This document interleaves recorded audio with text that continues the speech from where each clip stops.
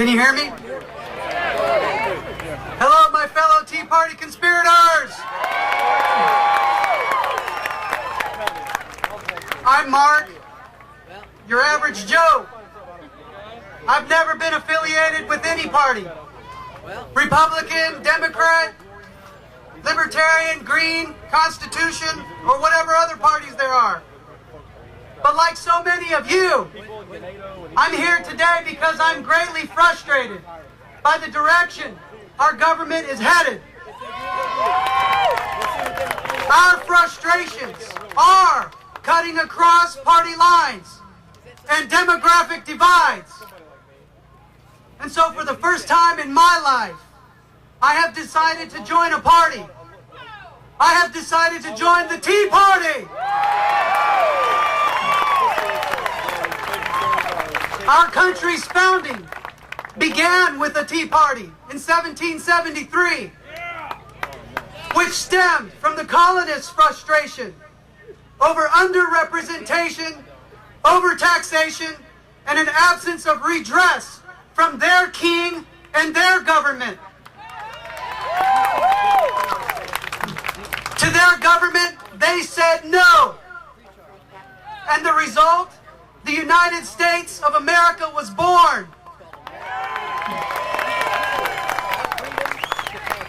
So, more than 2 centuries later, today, on tax day, and many more days to come, we, the people, like our fellow countrymen in 1773, are here to let our government know that we say no.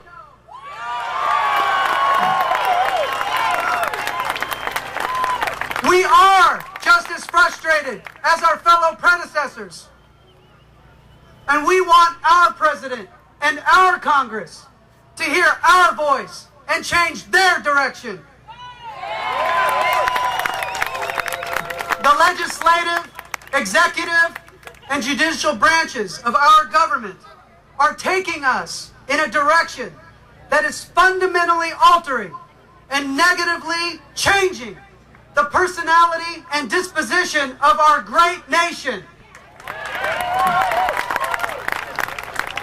We, the people, are frustrated by the direction of the mortgage bailouts. Should we, the people, pay for someone else's financial irresponsibility? We say no. Why? Because it's not in our Constitution. We, the people, are frustrated by the direction of the auto bailouts. Should we, the people, pay for a private business's failure? We say no, because it's not in our Constitution. Should our government be converting General Motors into government motors? We say no, that is definitely not in the Constitution. We are frustrated by the direction of the banking bailout. Should we, the people, pay for the failing banks who made irresponsible loans? No! We say no, that's not in our Constitution either. We, the people, are frustrated by the direction of the massive $4 trillion budget. Should we, the people, heap 3 or 4 generations of perpetual debt on ourselves, on our children, on their children, or their children? No! We say no, because it's not in our Constitution. As our frustration grows, let us heed the words of Thomas Jefferson, a founding father, the man who wrote our Constitution. He said, "I place economy among the first and most important virtues, and public debt as the greatest of dangers to be feared." To preserve our independence, we must not let our rulers load us with perpetual debt. He continues, if we can prevent the government from wasting the labors of the people under the pretense of caring for them, they will be happy.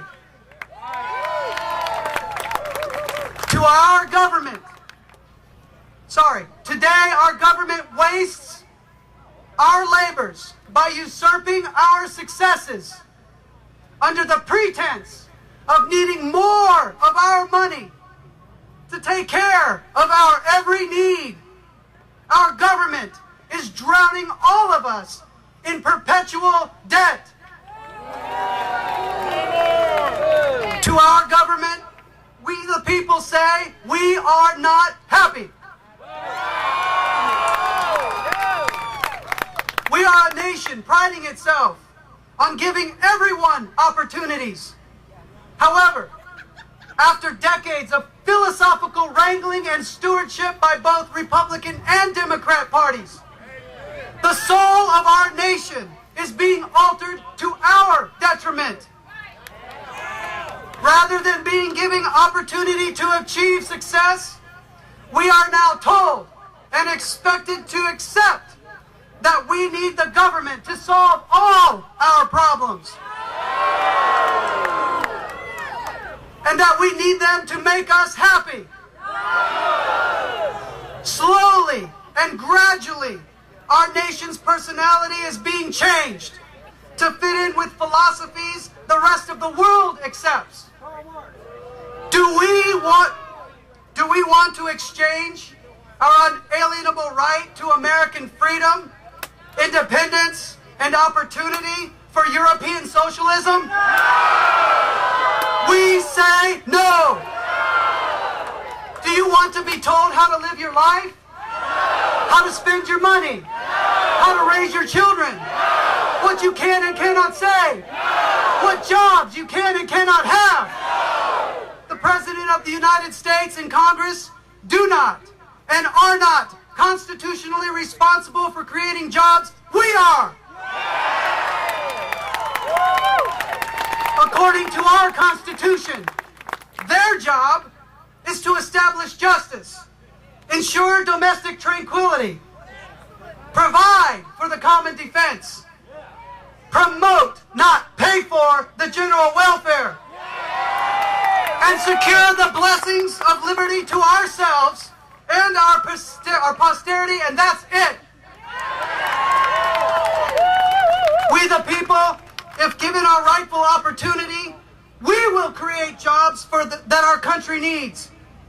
I know a small businessman, Edwin Lopez. He's the owner of Protec, a mobile auto repair company. He's in the position right now to expand his business and create jobs. But we wonder, why should he expand his business and hire more people if our government will just take more of his money under the notion that it's unfair to others? If he makes too much money, will the government promote sending protesters to his home? Will Congress tax 90% of his employees' contracted bonuses? And will the President of the United States set up a task force to run his privately built business? Or demand that he step down or be fired? That's not how to create jobs. It's not what our country needs. And it is not in the character of our nation.